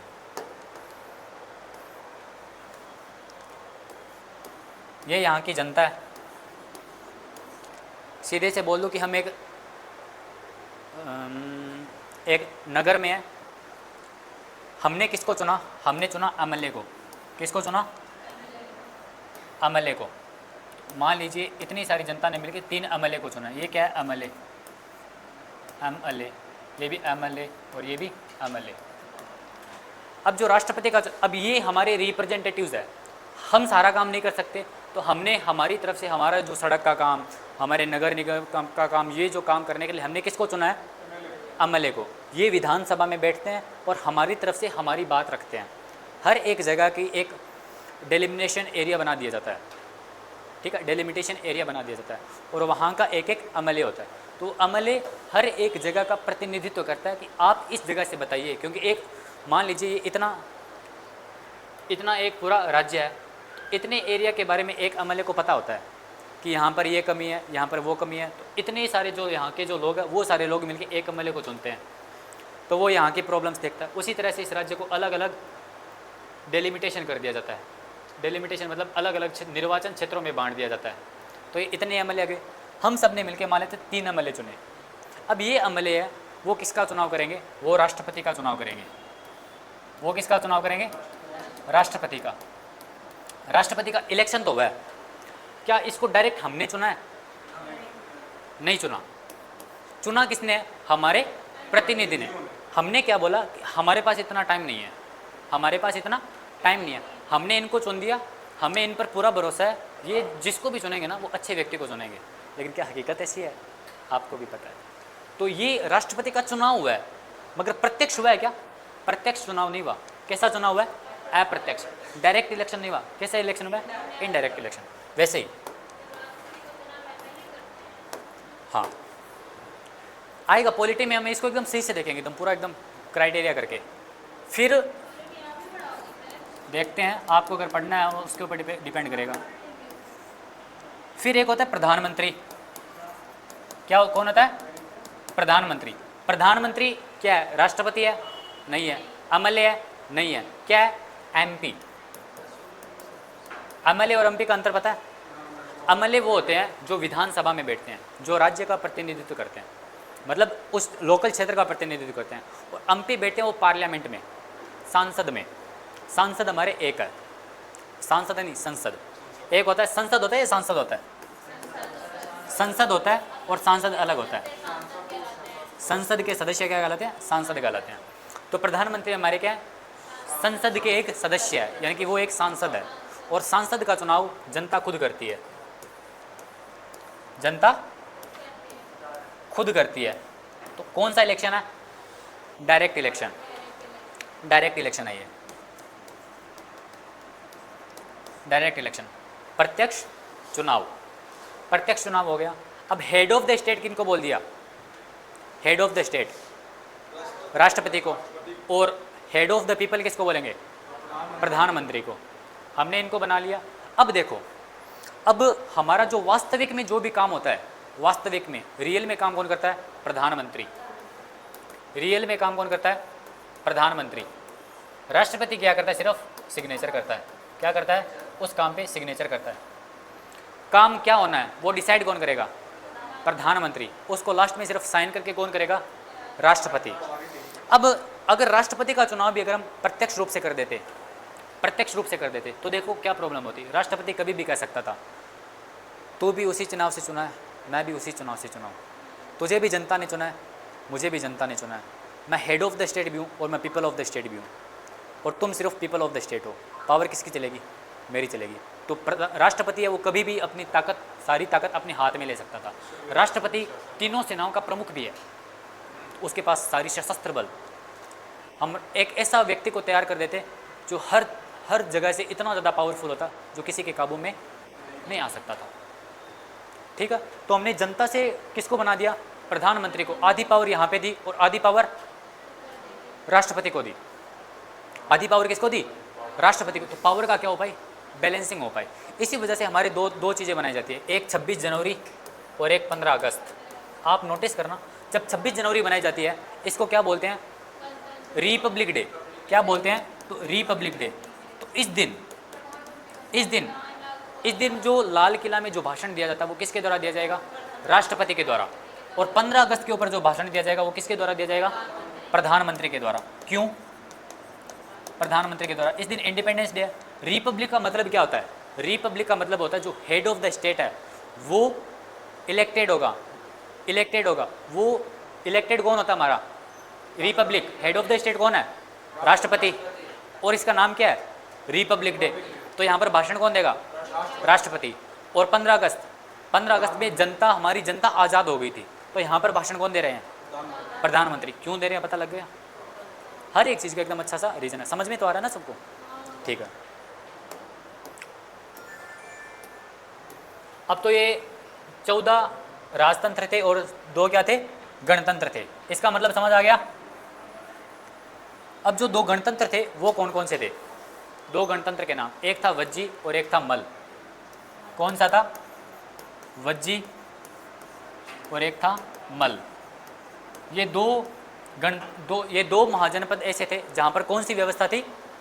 गणतंत्र की व्यवस्था थी, यानी कि रिपब्लिक की व्यवस्था थी। जो वज्जी है, ये माना जाता है कि जो वज्जी दुनिया का पहला गणतांत्रिक राज्य महाजनपद था या फिर गणतांत्रिक राज्य था। वज्जी क्या था? दुनिया का पहला गणतंत्र क्षेत्र था, गणतंत्र था। ठीक है, समझ में आया? किसी को कोई डाउट? चलो बाकी का कल करते हैं, ठीक है।